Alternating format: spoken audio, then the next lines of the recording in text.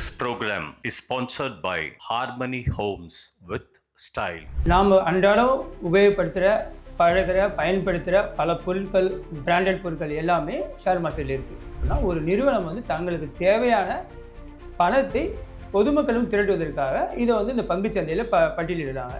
SEBI approval பண்ணதுக்கப்புறம் எவ்வளோ பணம், அது வந்து 100 கோடியாக இருக்கலாம், 500 கோடியாக இருக்கலாம், 5000 கோடியாகவும் அவங்க தேவைக்கு தகுந்த மாதிரி திரட்டலாம். இந்த ஷேரு சில மாதங்களுக்கு முன்னாடி இதோட விலை வந்து 700 ரூபாய் 800 ரூபாய் தான் இருந்தது. இன்னைய விலை 1020 ரூபா போயிட்டு இருக்கு. அதில் எப்படி கிடைக்கும், ஒரு புயல் அடித்தா எப்படி வந்து எல்லாமே பறக்குதோ அது மாதிரி ஷேர் மார்க்கெட் நல்லா இருக்குன்னு சொல்லும்போது எல்லா நிறுவனங்களும் அதற்கு நல்ல விஷயங்கள் எடுத்துக்கிட்டு மேலே போகும். அதாவது முக்கியமாக அவங்க வியாபாரத்தை வேகமாக பெருக்கிறாங்க. எல்லாருக்கும் கடன் கொடுக்கறது, வாங்குறது, விவசாயிகள் கடன் கொடுக்கறது, பொதுமக்களுக்கு, அதில் மிகப்பெரிய நிறுவனங்களுக்கு கடன் கொடுக்குறாங்க. புதுசாக வந்து ஒரு கம்பெனி வந்து இப்போ தான் வந்து ஷேர் மார்க்கெட்டுக்குள்ளே வருது அப்படின்னா அவங்க வந்து ஓப்பனிங்கில் வந்து எவ்வளோ ஷேர்ஸை வந்து ரிலீஸ் பண்ணுவாங்க?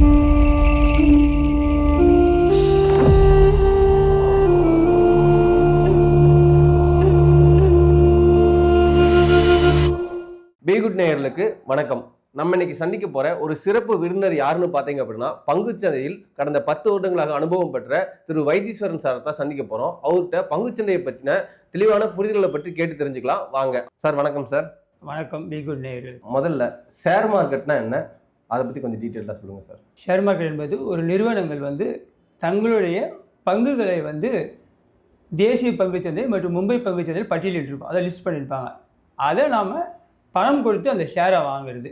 ஏன் ஷேர் அப்படின்னு சொன்னால், ஒரு நிறுவனம் வந்து தங்களுக்கு தேவையான பணத்தை பொதுமக்களும் திரட்டுவதற்காக இதை வந்து இந்த பங்குச்சந்தையில் பட்டியலிடுறாங்க. பட்டியலிடும்போது பொதுமக்கள் அதில் பங்கு பெற்று நாமளும் அந்த ஷேரை வாங்குவதனால அந்த கம்பெனி பிற்காலத்தில் நல்லா வளர்ச்சி அடையும் போதோ நல்ல ஒரு லாபம் ஈட்டும் போதும் அந்த ஷேரின் விலையும் ஏறும். இதனால் நம்ம போட்ட முதலீடு, அதை இன்வெஸ்ட்மெண்ட்டு அதன் விலை ஏறும். இதனால் நமக்கு பொதுமக்களுக்கும் ஆதாயம் கிடைக்கும். ஒரு நிறுவனம் வளர்றதுனால நிறுவனத்துக்கு மட்டும் ஆதாயம் இல்லாமல் பொதுமக்களுக்கும் இந்த ஆதாயம் போய் சேரணும் அப்படின்ற ஒரு நிலைப்பாடு தான் இந்த பங்குச்சந்தை அப்படின்னு பேர். பங்கு அப்படின்னா நமக்கு ஒரு ஷேர், இதை பொதுவாக நம்ம இது இப்படி சொல்லிக்கலாம். இதுதான் பங்குச்சந்தை. கிராமப்புறங்களில் இருக்கக்கூடிய இளைஞர்களுக்கும் ஒரு விளம்பரத்து மூலிமா தெரிஞ்சிருக்கும், ஷேரில் இன்வெஸ்ட் பண்ணுறேன் அப்படின்னு சொல்லியிருப்பாங்க. ஆனால் அதில் எப்படி இன்வெஸ்ட் பண்ணுறது, எந்த முறையில் இன்வெஸ்ட் பண்ணுறது அப்படின்னு யாருக்குமே தெரியாது. அதை பற்றி கொஞ்சம் சொல்லுங்கள் சார். அதாவது ஷேர் மார்க்கெட் வந்து இந்தியாவில் வந்து கடந்த 20-30 வருடங்களாக இருக்குது. இதில் வந்து கிட்டத்தட்ட ஒரு 2000-3000 கம்பெனிகள் அதில் இருக்குது. நாம் அன்றாடம் உபயோகப்படுத்துகிற பழகிற பயன்படுத்துகிற பல பொருட்கள் பிராண்டட் பொருட்கள் எல்லாமே ஷேர் மார்க்கெட்டில் இருக்குது. இதனால் இந்த நிறுவனங்கள்லாம் நல்ல லாபம் பொதுமக்கள்கிட்ட வியாபாரம் பண்ணி ஈட்டுறாங்க. அந்த லாபத்திலையும் பொதுமக்களும் பங்கெடுக்கணும் அப்படின்ற ஒரு நோக்கம்தான் இந்த ஷேர் மார்க்கெட்டோட நோக்கம்.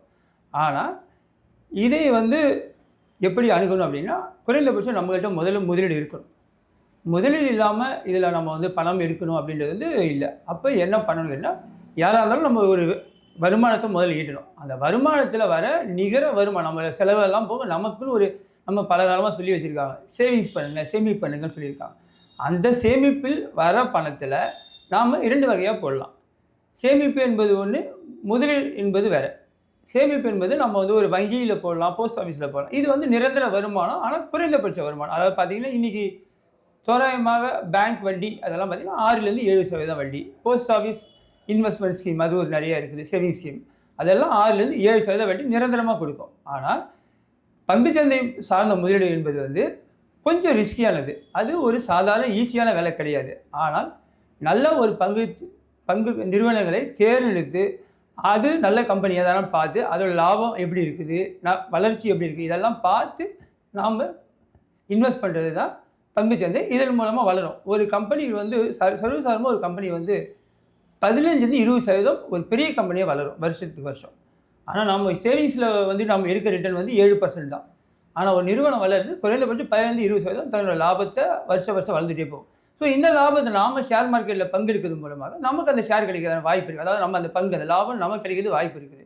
இதை தான் நம்ம பங்கு மார்க்கெட்டுன்னு சொல்கிறோம். இந்த லாபத்தில் வர எடுக்கிற பங்கை நம்ம பார்த்து, ஆனால் இது நிறைய விஷயங்கள் இருக்குது.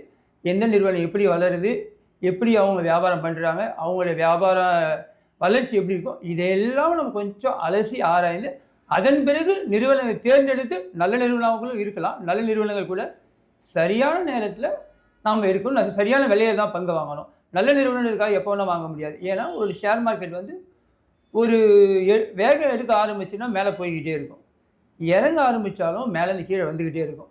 இது நடுவில் வந்து எல்லோரும் மேலே போனதுக்கப்புறம் நிறைய பேர் வந்து வாங்குவாங்க, அதுவும் தவறு.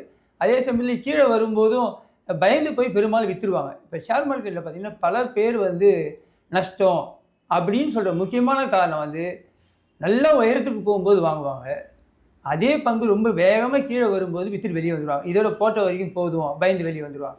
ஆனால் அதன் பிறகு தான் அது ஏறும். அது ஒரு சைக்கிள். ஒரு 3 வருஷம் 5 வருஷன்றது ஷேர் மார்க்கெட்டில் ஒரு சுழற்சி முறையில் நடக்கும்.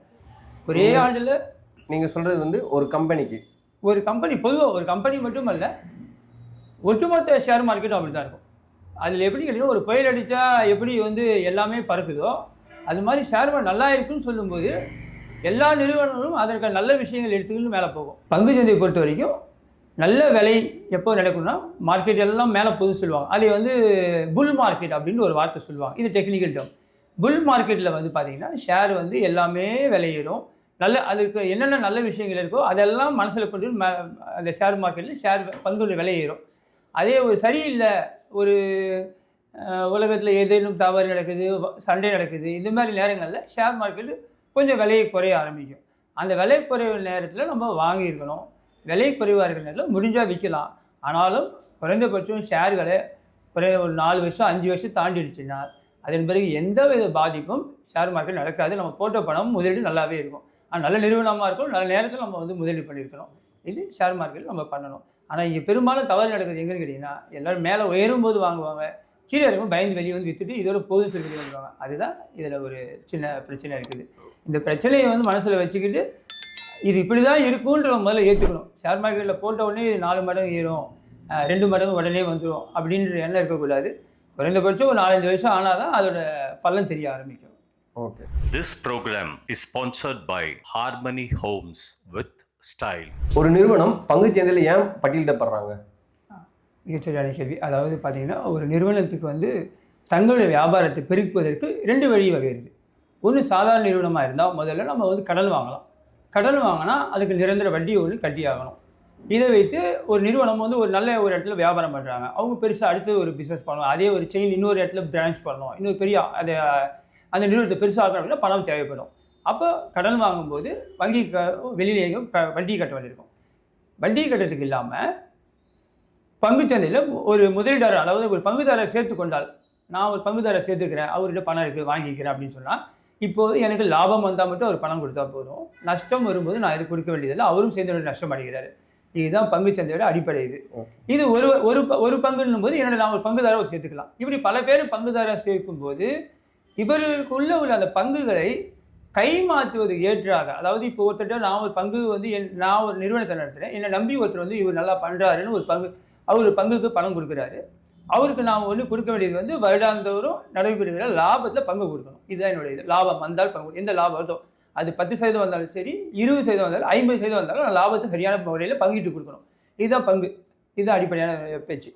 அதன் பிறகு என்ன ஆகிடுது அப்படின்னு கேட்டிங்கன்னா, நிறைய பேர் பங்குதாராக மாறும்போது இப்போ ஒரு பங்குதாருக்கு உடனடியாக பணம் தேவைப்படுது, அவர் யாருக்கிட்ட அந்த பங்கு கொடுப்பாரு, நிறுவனத்தை கொடுத்தா நிறுவனம் நடந்து கொண்டிருக்குது. ஒரு நிறுவனமே தன்னிடம் பணம் இல்லாமல் நிறுவனத்தோட வளர்ச்சிக்காக தான் பணத்தை வாங்கினாங்க. இப்போ திடீர்னு ஒரு பங்குதாரர் பணத்தை கேட்கும்போது அவங்களால அந்த பணத்தை கொடுக்க முடியாது உடனே. அப்போ என்ன பண்ணலாம்னா, அந்த பங்குதாரர் அதே பங்கு வேறு யார்கிட்ட போய் விற்கலாம்.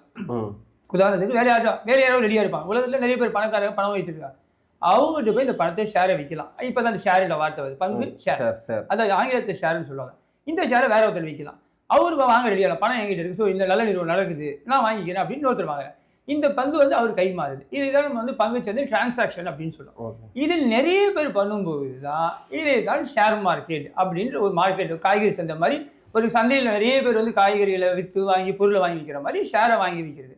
இதை வந்து ஒரு நாளைக்கு பல லட்சக்கணக்கான பேர் இதை செய்கிறாங்க. யாரோ ஒருத்தருக்கு இன்றைக்கி ஒரு கம்பெனி நிறுவனத்தோட ஷேர் வாங்கியிருப்பார். உதாரணத்துக்கு ஸ்டேட் பேங்க் ஆஃப் இந்தியாவே வச்சுக்கோங்களேன். இது பார்த்திங்கன்னா ஒரு அரசு நிறுவனம், அரசு தான் இதில் மிகப்பெரிய ஒரு பங்குதாரர். ஏன்னா அரசாங்கம் தான் இந்த ஸ்டேட் பேங்க் ஆஃப் இந்தியாவை ஆரம்பிச்சது ஒரு காலத்தில். அரசு மிகப்பெரிய பங்குதாரர். அதை வந்து அவங்க பொதுமக்கள்கிட்ட ஷேராக விற்றுட்டாங்க. இது பொதுமக்கள் இல்லாமல் மிகப்பெரிய நிறுவனம் இந்த ஷேரை வச்சுருக்காங்க. இந்த ஷேரு சில மாதங்களுக்கு முன்னாடி இதோட விலை வந்து 700 ரூபாய் 800 ரூபாய் தான் இருந்தது. இன்னைய விலை 1020 ரூபா போயிட்டுருக்கு. இப்போ ஒரு சில போன வருஷம் வாங்கியிருக்கிற ஒருத்தர் அப்படின்னு சொன்னால் ஒரு 700 ரூபாய் 800 ரூபாய் வாங்கியிருப்பார்.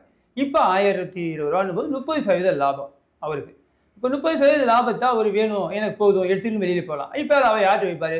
ஸ்டேட் பேங்க் ஆஃப் இந்தியாவில் போய் இதை விற்க முடியாது. ஏன்னா அவங்க பொதுமக்கள் டெபாசிட் தான் திருப்பி கொடுப்பாங்க, இதை கொடுக்க மாட்டாங்க. இது கேபிட்டல்னு சொல்லுவோம். இதை வேறு யாராவது 1020 வாங்க தயாராக இருக்க ஒருத்தர் விற்கணும். அதுக்கு தான் இந்த ஷேர் மார்க்கெட். இந்தியாவில் 2 பங்குச்சந்தை முக்கிய பங்கு, ஒன்று NSE, இன்னொன்று BSE சொல்லுவோம், நேஷனல் ஸ்டாக் எக்ஸ்சேஞ்ச், இன்னொன்று பாம்பே ஸ்டாக். ரெண்டுமே ஆனால் இயங்குறது பாம்பேல தான் இயங்குது. ஆனால் 2 விதமான பங்குச்சந்தையாக 2 விதமான சந்தையாக இருக்குது. இங்கேயும் அதே ஸ்டேட் பேங்க் ஷேர் கிடைக்கும், அங்கேயும் அதே ஸ்டேட் பேங்க் ஷேர் கிடைக்கும். 2 இடங்களிலும் நம்ம விற்கலாம் வாங்கலாம், ஒரே விலையை தான் போயிட்டு இருக்கோம். இது ஒரு இடங்களிலும் பல லட்சக்கணக்கான மக்கள் இந்த இடத்துல ஷேர் வாங்கி விற்றுட்டு இருப்பாங்க. நம்ம எங்கே வேணால் நம்ம விற்கலாம். இன்னைக்கு வாங்கணும்னு நினச்சா அந்த 1020 தான் வாங்க முடியும். விற்கணும்னு நினச்சா நீங்கள் 1020 விற்றுக்கலாம். ஸோ நம்ம ஒரு நம்ம கையில் இருக்க ஷேரை இன்னொரு கை மாற்றுறதுக்கான இடம் தான், எக்ஸ்சேஞ்ச் பண்ணுறதுக்கான இடம் தான் நம்ம ஸ்டாக் எக்ஸ்சேஞ்ச் அப்படின்னு சொல்லலாம். Okay okay. இப்போ நீங்கள் ஒரு ஷேர் 1020 ரூபா அப்படின்னு சொன்னீங்க. அந்த ஒரு ஷேர் அப்படிங்கிறது அது எதை பேஸ் பண்ணி இருக்கு? லைக் இவ்வளோ ஒரு வால்யூம். இப்போது நம்ம ஒரு கடைக்கு போகிறோம் அப்படின்னா 1 கிலோ அப்படின்னு இருக்கும். அந்த 1 கிலோங்கிறது நமக்கு ஒரு பொருள், அந்த 1 கிலோக்கான இது. இப்போ ஒரு ஷேர் அப்படின்னா அந்த மாதிரி என்ன எதை பேஸ் பண்ணியிருக்கு?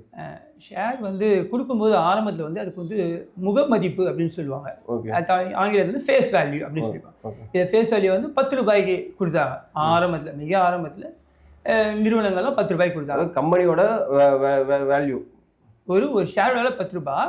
அவங்க ஒரு வெளியிடும் போதே ஒரு 10 லட்சம் ஷேர் குறைந்தபட்சம் 10 லட்சம் ஷேர் 20 லட்சம் ஷேர் வெளியிட்டிருப்பாங்க. அப்போ 10 லட்சம் × 10 ரூபாய் அப்படின்னு போடும்போது கிட்டத்தட்ட 1 கோடி ரூபாய் வந்துடும்.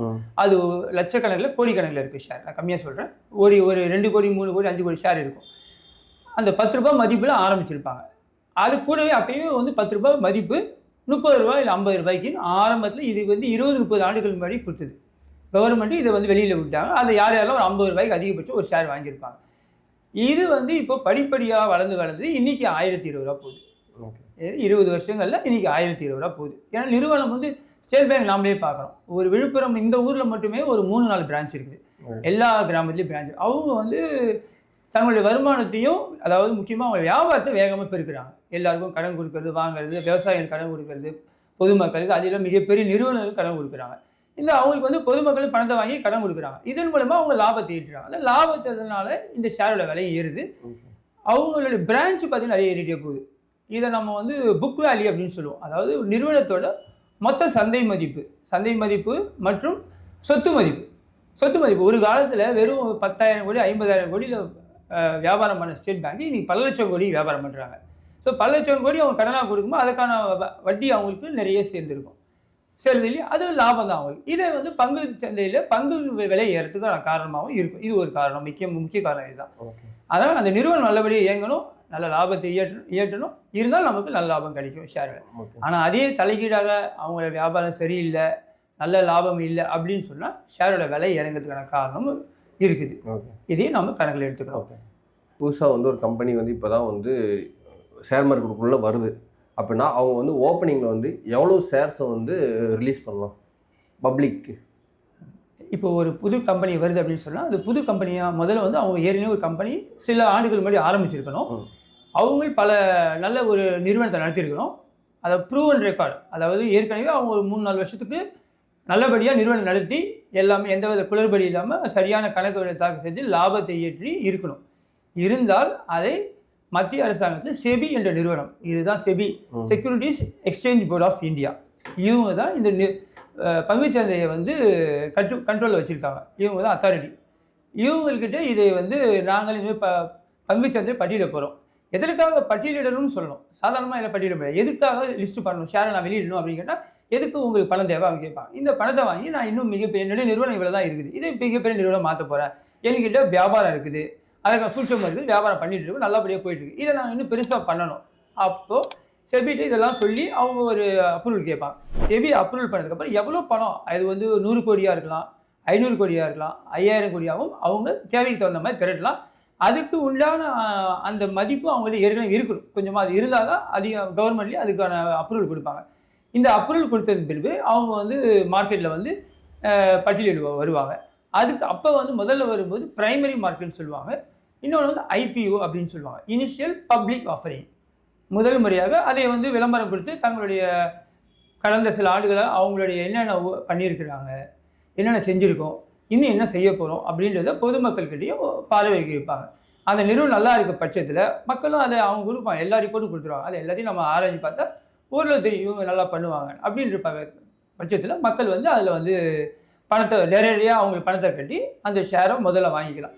இதை நமக்கு முதல்ல வந்து பிரித்து கொடுத்தோம். இது ஷேர் மார்க்கெட் உள்ளே வரத்துக்கு முன்னாடி முதல்ல இதை பணம் கட்டின உடனே எல்லாருக்கும் வந்து யார் யாருக்கு தேவையோ எவ்வளோ பணம் கட்டிக்கோ அதுக்கு தகுந்த மாதிரி அந்த பணத்தை பிரித்து கொடுத்துருவாங்க. அது ஷேரை பிரித்து கொடுத்துருவாங்க. ஷேரை பிரித்து கொடுத்த உடனே அடுத்து ஒரு வாரம் 10 நாளில் பட்டியலில் ஷேர் மார்க்கெட்டில் பட்டியலில் வந்துடும், லிஸ்டிங்கில் வந்துடும். விலை அவங்க என்ன விலை சொல்லியிருக்காங்களோ அந்த விலைக்கு அது ஸ்டார்ட் ட்ரேட் பண்ண ஆரம்பிச்சிடுவாங்க. அதன் பிறகு யாராவது இன்னும் விருப்பம் உள்ளவங்க அந்த ஷேரை வாங்குவாங்க. வாங்கியவர் விருப்பம் இல்லை போதுன்னு விற்றா அப்படியே வெளியில் வந்துடுவாங்க, பணம் போதுன்னு. இப்படி அது ஸ்டார்ட் ட்ரேடிங் பண்ண ஆரம்பிச்சிடும். அதுக்கப்புறம் தொடர்ந்து அது ட்ரேடிங்கில் இருந்துகிட்டே இருக்கும். பொதுமக்கள்கிட்ட கொடுக்கப்பட்ட அந்த ஷேர் வந்து நம்ம பொதுமக்களுக்குள்ளேயேவோ இல்லை நிறுவனங்கள் பெரிய பெரிய நிறுவனம் யார் யாருன்னு கேட்டிங்கன்னா இந்தியாவில் வந்து LIC லைஃப் இன்சூரன்ஸ் அவங்களையும் பணம் நிறைய அவங்களும் ஷேர் மார்க்கெட் இன்வெஸ்ட் பண்ணுறாங்க. அது இல்லாமல் நம்ம நிறைய இன்சூரன்ஸுக்கெலாம் பணம் கட்டுறோம். இந்த ஆதித்ய பிர்லா, ஆக்சிஸு, மெட் லைஃபு, அப்புறம் வந்து இன்னும் நிறைய HDFC insurance, ICICI insurance, SBI life, இவங்கெல்லாம் கூட வந்து இந்த ஷேர் மார்க்கெட் சம்மந்தப்பட்ட திட்டங்கள் வச்சுருக்காங்க. அவங்களுக்கு பொதுமக்களோட பணம் நிறையா இருக்கும். அதை வைத்து அவங்களும் இந்த ஷேரில் வாங்குவாங்க. ஸோ அவங்க வாங்கும்போது மிகுந்து நல்லா ஒரு அனலைஸ் பண்ணி இந்த கம்பெனி நல்லாவா எல்லா விதமான அனலைஸ் பண்ணி தான் அவங்க அந்த ஷேரை வாங்குவாங்க. விருப்பம் வந்தால் நான் சரியாக இருந்தால் மட்டும்தான் வாங்க. அது மிகப்பெரிய எக்ஸ்பர்ட்ஸ், குறைந்தபட்சம் 10 ஆண்டு 20 ஆண்டுகள் மார்க்கெட்டில் அனுபவம் உள்ளவங்க, நிறைய MBA அந்த மாதிரி படித்தவங்க, ஃபினான்ஸ் மார்க்கெட் ரொம்ப நாள் இருந்தவங்க, அவங்க அதை கணக்கு பண்ணி அனலைஸ் பண்ணி இந்த ஷேர் வாங்கலாம்னா பல கோடி ரூபாய் கொடுத்துவாங்க, கொஞ்சமாக வாங்க மாட்டேன். ஏன்னா அவங்களுக்கு பல கோடி ரூபாய் இருக்கும். இப்போ உங்களுக்கு இது LICலாம் பல்லாயிரம் கோடி பணம் இருக்குது. அவங்க ஒரு ஷேர் வாங்கணும்னு நினச்சாலும் மினிமம் குறைந்த கோடி ரூபாய் வாங்குவாங்க. நல்ல கம்பெனியாக தான் வாங்கி வச்சுக்குவாங்க. அவங்க வந்து அவங்க திட்டங்கள் நம்ம இன்சூரன்ஸ் திட்டங்களில் வர அந்த ரிட்டர்ன் வந்து இது மூலியமா ஷேர் மார்க்கெட்டில் எடுக்கிறாங்க. இப்போ நீங்கள் பேசும்போது சொல்லிட்டு இருந்தீங்க பங்குச்சந்தையில் வந்து லிஸ்டடில் வரணும் அப்படின்னா செபியில் வந்து ரெஜிஸ்டர் பண்ணியிருக்கணும் அப்படின்ட்டு. அப்படி தான் பண்ணணுமா இல்லை வேறு ஏதாவது?